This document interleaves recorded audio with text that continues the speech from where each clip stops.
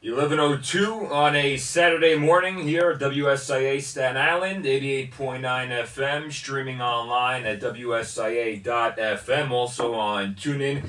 Anthony Pierno with you, as well as my broadcast partner, Chris Bitetto, as we talk to you about what is happening in the world of sports.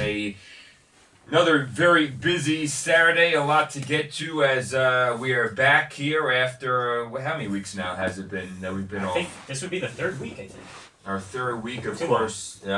We've been off air due to Hurricane Sandy, and of course, our best wishes and our thoughts with everyone that was affected by the storm. So we are back here to talk sports for the next couple hours, and we have a lot to get to as usual, a lot to talk about in regards to Major League Baseball. A big trade went down, all the awards this past week given out. Of course, a lot of NFL to get to. Jets, Giants have their bye week. We'll get into the Giants. Tough loss for them last week. They were dominated by the Cincinnati Bengals. And, of course, all the NBA. The NBA is back in full swing, and there's a lot to talk about. Both New York teams playing very well.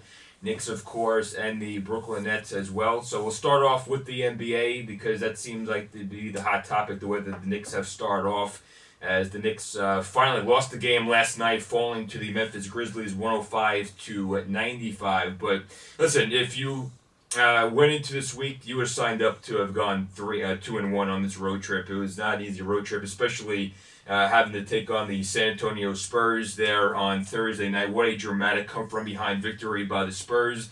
By the Knicks. For the Spurs, it was the first time that they had blown and had lost the game, which they had a 12-point-plus lead in the fourth quarter since November of 2004. So it was a dramatic comeback by the Knicks on Thursday night. And last night was going to be a very tough, you can't be upset with the Knicks that they lost that game.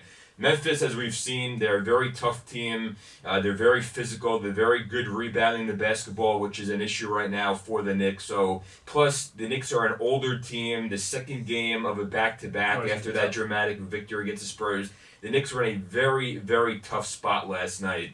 So, and listen, you give them credit. They were down by 21 points there in the third quarter. They could easily have packed it in, said, forget about it, We'll take our 2-1 record on the road trip. We're going back home Sunday at Madison Square Garden. We've done our part. But they continue to fight, and that's what you like to see with the Knicks. They continue to fight, and they wound up getting it to within 8 points. Unfortunately, after they got it to within 8, the Grizzlies then went on a 9-4 run. And again, the big thing was offensive rebounds, second chance points. The Grizzlies had 12 offensive rebounds in the game, and the second chance points 12-2 in favor of Memphis. Well, as you mentioned, the Memphis Grizzlies, first off, have been one of the most consistent teams over the last 3 years or so. They've really risen up and become one of the better teams in the league. And for any Knicks fan to expect the Knicks to be on the road, come back the way they did against the Spurs, and then come back on a back-to-back against Memphis and win that game, it's almost unrealistic. But they did show some real guts in that Spurs game to come back the way they did. We all know that the Spurs are one of the best organizations in the NBA, one of the best head coaches in Popovich. You don't expect to lose a 12-point lead in the fourth quarter. Especially at home. They're almost impossible to beat at home, San Antonio. And they've been doing that for almost a decade now. And fortunately enough for the Knicks, you take that game, and then yesterday, it's really tough to come out and repeat the same performance. You dig yourself a hole, down 20 points. You almost have to play flawless basketball over the last 12 to 15 minutes of that game in order to come back and win that game. As you mentioned, they cut it to 8.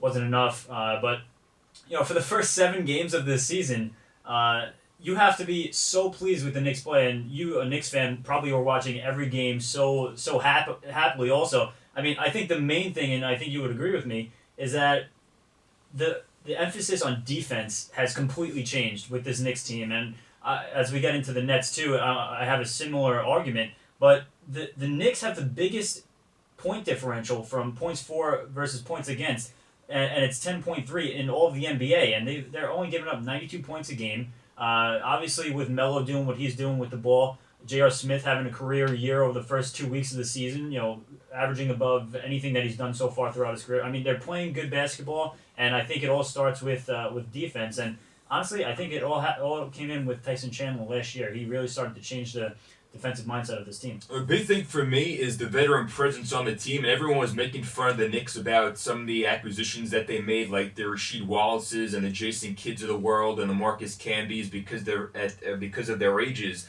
But I think that's been a big difference for the Knicks, is having that veteran presence, guys that know how to win, that have come here and I think have really made a difference. I mean, Jason Kidd so far has been terrific. I think he's been a very big part in the 6-1 start for them.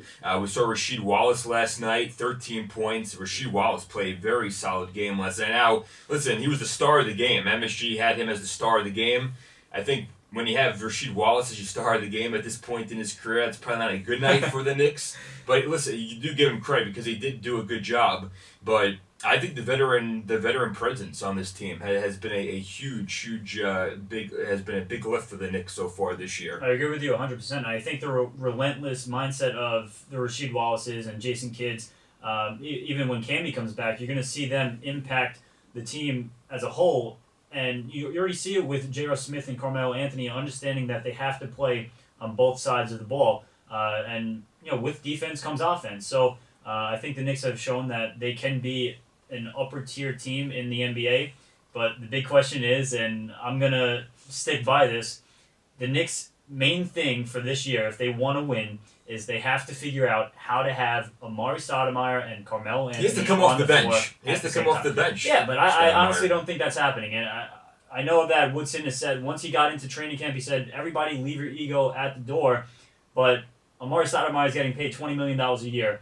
I don't know if the Knicks organization is going to be okay with bringing a guy being paid that much, coming off the bench, playing, 15 I don't think the Knicks will mind. It's Stoudemire. That's the question. Well, Stoudemire is going to be quite upset if he's not playing, 20, 25 minutes, up even more than that a game, especially after he comes back and builds up his strength the way it should be. I want to get back to Carmelo Anthony because we talked about just his change in philosophy and going back to the game on Thursday against the Spurs. He only had 9 points in that basketball game, but it was really impressive as he still brought a lot on the defensive side. And he wound up with 12 rebounds in that game as well. So it just goes to show you, the new mindset of Carmelo Anthony. That game on Thursday night against San Antonio, and he's averaging almost 2 rebounds more per game than his career average, and that's 8.5. So you know that you're always going to get the scoring out of Melo, but if you can get him to devote himself 100% on the defensive side and box out, fight for rebounds,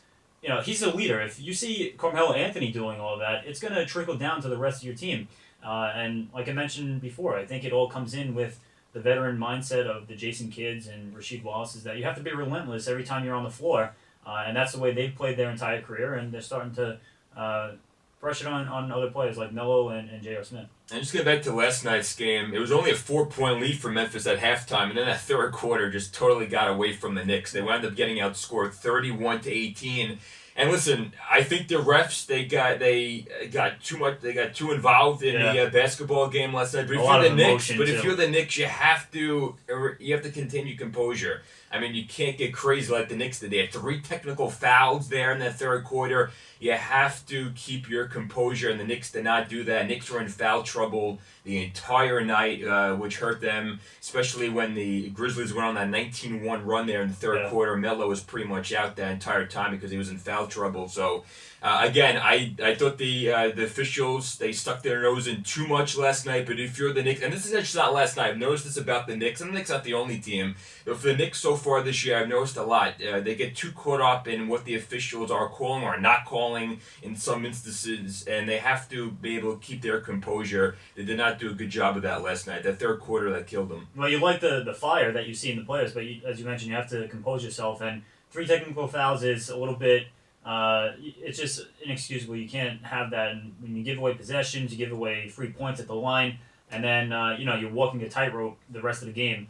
But I think the 19-1 run by the Memphis Grizzlies really separated that game, and it's a lot easier to do that when the main scoring option for the Knicks is on the bench with 4 personal fouls. But you saw that even throughout the fourth quarter when they were trying to come back, they cut it to 8. There was a lot of physical play going on, and if a call didn't go their way, you saw the player get really upset and start questioning the call. That was a chippy game last night. Yeah, it was. But that's the type of basketball you like. It felt like a real tough, gritty playoff matchup that, who knows, a lot of people were saying, oh, could this be a finals preview? And we're 7 games into the season. So, yeah. But it was a very, very physical game last night, and as you mentioned, the Knicks were playing really good basketball up until that point, and they were going all in. I mean, they don't want to lose a game. If you're going 6-0, you want to get that 7th win. They couldn't do it last night, but the Knicks should have been 7-0 because if the Hurricane didn't postpone the first game against Brooklyn, the Knicks would have beat we're going Nets, there, and then they would have been 7-0. Listen, I'm fine with the Knicks getting all the headlines because I've said this from the very beginning. I love the team that the Nets have put together. Sure, it's going to take some time, but if you can rack up some wins now in the early part of November and December, you start gelling together, and then come the last 4 months of the season, you really get to see what team. And we'll get to Nets because I really haven't been very impressed so far. But hey, they're still 5-2, so that's saying something. Yeah, I mean that's a good thing. Yeah, so we'll get to them in a little bit. But again, getting back to last night, the Knicks 5 of 19 from downtown. That's what killed them all as well because they were averaging about 12 3-pointers per game. Going into last night's game, they've shot very well from beyond the arc. They only had 5 last night. Yeah, I mean, J.R. Smith has been unconscious all season long. He missed, I believe he had 3 attempts from downtown, missed all 3 last night. And then you got Novocaine waiting for a corner 3, and that he drains all the time. And, when Melo gets hot, he doesn't miss. So the Knicks have been playing really good basketball. But as I mentioned, I think the biggest thing for this team is that they bought into the defensive mindset that Mike Woodson has brought in. And then all the veterans, and Tyson Chandler being the big man, the defensive player of the year, in this league before. I think it's really starting to spread throughout that locker room and that club, and they're starting to buy into it. And I think if you can become, and especially in this Atlantic division, where I think you're going to see 3 teams really compete for this division lead. You can look at the 76ers if Bynum comes back, but the Celtics and their key to winning championships is the Boston Celtics defense, and they're still trying to figure things out with all the personnel change they had. But, Avery Johnson's trying to emulate that. The Knicks are trying to emulate that. It's all starting with defense because you have enough. Exactly. You have enough offense to put some points on the board. But if you're holding your opponents to 92 points a game, you have a really good chance of winning when you have Melo and a couple other guys playing the way they are. And also the free throw discrepancy, I believe it was 11 more free throw attempts the Grizzlies had last night in the basketball game than the Knicks did. But again, it was a very tough spot for the Knicks last night. Memphis, and we'll get to Memphis in a minute because I want to talk about them. They're playing very good basketball right now to start the season. But I wanted to also mention Felton. Felton had another strong game last night, 18 points. I mean, he's having a terrific season so far. Do you like, after a miserable year last year in Portland, and I expected him. I thought he'd be motivated to come back to New York. Yeah. He always liked it here. He didn't want to leave here in the first place, so I felt like he would bounce back. He's having a great year so far. Do you like the duo of him and Jason Kidd on the floor at the same time? I think it's great having those two back on the court together. Yeah. I think it's made a world of a difference. Especially, I mean, just the ball movement early on in the season. Everybody gets just unselfishness that you see throughout the team, and I think the biggest thing for Felton is, he's dishing out the assists, but he's also scoring the ball pretty well too, and shooting a high percentage in those games. I mean, he's dropped 20-plus points in almost 3 games in a row now, with 7+ assists. So he's doing his job at the point guard position, and he's kind of running a show with Jason Kidd alongside with him. And and also just get back to the point of the veterans on this basketball club, and that's why a game like Thursday night, I think, where that's so crucial that the Knicks didn't. They didn't get too worried or nervous after being down like they were in that fourth quarter of the 12-plus points to San Antonio. They were able to remain focused, and they had that dramatic come from behind victory. And I think again that just showed you, having those veterans on the team, what a difference that made. It again, going back to that Thursday night game, and again last night they did not. They continued to fight, even down 21 in the third quarter. As we talked about, they got it within 8 at one point there. Yeah. And even so, we mentioned coming back against the Spurs and how unlikely that was. But Memphis Grizzlies are 7-1 right now in the Southwest Division. The Grizzlies are a good team, and when they're all healthy, the weird thing about them is that's the thing. Yeah, they haven't been healthy the past couple of years. They could stay healthy, and yet they don't have a true superstar player. I know Rudy Gay is right along. That very slim line of is he or not.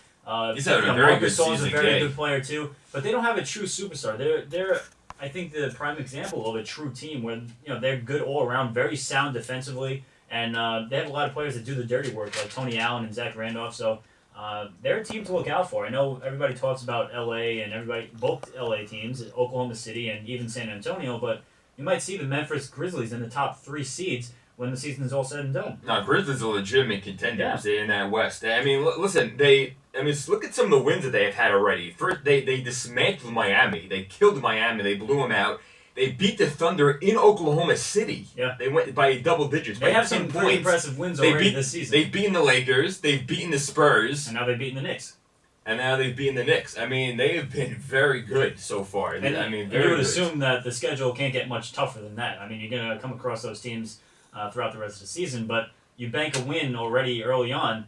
You say, all right, now we can sweep a season series against a team like the Heat that we only play twice a year or something like that. But they're playing extremely good basketball. But it's not like they're just hot. They're a good team. And again, that front line last night, Gasol and Randolph, 44 points combined and 22 rebounds. And Randolph, his 8th straight double-double, 20 points and 15 rebounds. And you used to watch him as a Knick, but you didn't see that consistency that he's brought to the Memphis Grizzlies. I mean, he's almost a 20 and 10 guy when he's on and focusing on the court. But him and Gasol are a really good combination at that 4-5 position for Memphis. And again, you mentioned Allen, and they have Conley. If they can stay healthy, I mean they have a good bench as well. Reese Spades is another big guy off the bench. They have some depth too. I mean, really, you look at that starting lineup, you can't get more balanced than what they have right now with that starting 5. So if they can just stay healthy, and that's been an issue for them the past couple of years, they can be very dangerous. Now they've won 15. Back to last season, they've won 15 consecutive. At home. So, very impressive start by the Memphis Grizzlies now, winners of 7 straight after losing that opening game of the season. But the difference is, the West is a little bit different than the East, because the East is pretty much all up in the air, minus the Miami Heat, who we all expect to win the conference.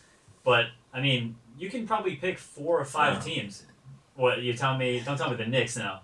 Oh, the Knicks are Wait, you think the Knicks could be the number 1 seed in the Eastern Conference? Without a doubt. Anthony, the Knicks can't be the number 1 seed? Come on. If you're saying the Knicks are the number 1, can be the number 1 seed, you think the Knicks are better than Why Miami could they Heat? be? Why not? Listen, you're saying that there's no shot. The Knicks have to win their division. They're going to be beating up on each other all season long, so it's not like they're going to win 50 games this year. It's not going to be easy. It's not going to be easy. The Knicks could easily win 50 games. They could definitely win 50 games. Oh, without a doubt. Oh, no. I think listen, Miami's Miami. Listen, I'm still going to put Miami as the class right now of the East. The only thing that worries me with Miami is the way they're playing defense, and usually they were top team in defense last year, but they're a much smaller team this year, so they're struggling to adjust to that form of basketball. But, I mean, that's kind of the trend in the NBA. A lot of people, like Chris Bosh is their 5, and, you see Carmelo Anthony playing the 4 now for the Knicks. So, but come on, man. 50 wins for the Knicks, do you think that's... Yeah, why not? Listen, they went into San Antonio and beat the Spurs in San Antonio. That's completely fine. But again, they have to do this with Amari Stoudemire active and playing on the roster. Well, listen, obviously there are still some components here that we have to figure in, including Stoudemire coming back. I'd be like, yeah. Including Stoudemire, but we'll see what happens. Again, I think he needs to come off the bench. We'll see. Maybe he will be able to accept that role, and he could come off the bench leading the second unit. Can I ask you something? If you're saying the Knicks can win 50 games. But why couldn't they win 50 games? No, but you're saying they can win 50 games. And listen, 50 games, you're probably a top 3 seed easily in the Eastern Conference, if not the number 1 seed, because obviously 41 wins is the benchmark to be a 500 team. And then from there on, if you can win 9 more games to be a 50-win team, you're one of the best teams in the NBA. But you know that in the division that they're in, with the Celtics and the Knicks and the Nets, you don't think 50 wins is a little bit of a they're reach? just as good as any of those teams. Again, I haven't been... I don't think any of those teams will reach 50 wins. I think the Knicks, with the way the defense, the attitude now of Carmelo Anthony, you get Shumpert back. Again, Amari's the big question mark. I mean, Amari could ruin all of this for the Knicks.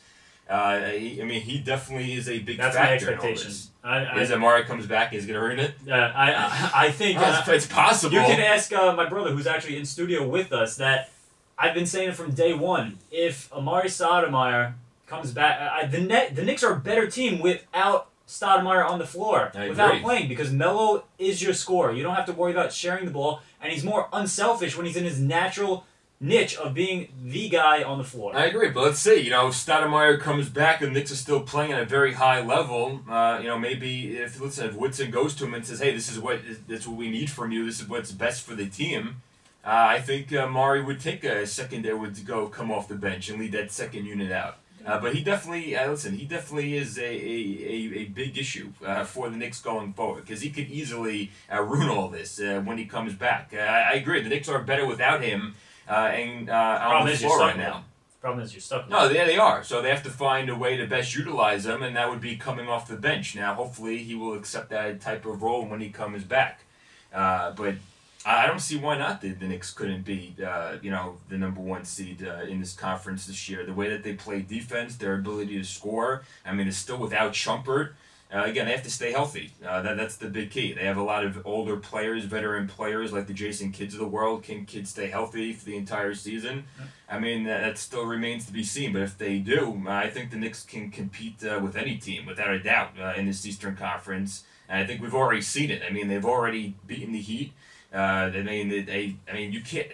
Again, that win in San Antonio. I just don't think people realize how impressive a win that is. I mean, especially down like they were in the fourth quarter, double digits. The Spurs never lose at home. And to be able to go, and the Knicks have been miserable in their history. I mean, the Knicks never win in San Antonio. And for them to have that dramatic victory like they did, I was very impressed. And again, they lose last night, but if you had told me they would have gone 2-1 on this road trip, you would have signed up for that in a heartbeat. I mean, seeing San Antonio and Memphis back to back. And I took a look at the Knicks' schedule. Now they have Indiana on Sunday. I think Indiana without Granger still. I think they actually have a huge opportunity to go into the Nets game. They have a lot of road November games. 26th. They have a lot of road games. I think they have an opportunity to be at least a 10 or 11 win team going into that basketball game. And if you're telling me 10-3 or 11-2 going into the final week of November, I think every Knicks fan would be